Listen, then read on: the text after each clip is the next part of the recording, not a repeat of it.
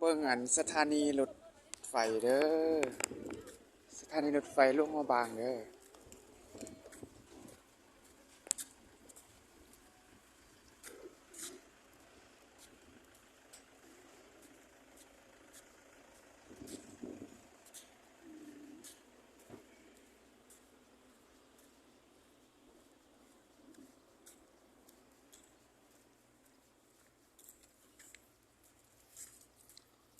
มีฮอดควาย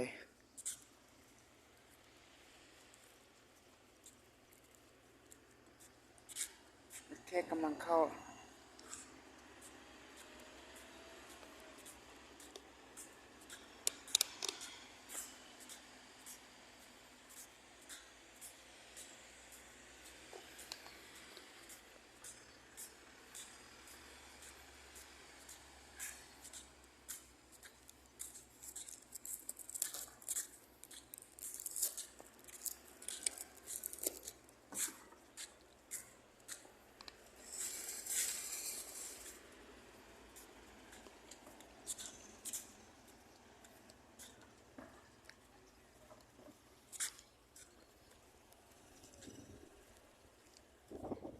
บรรยากาศเด้อ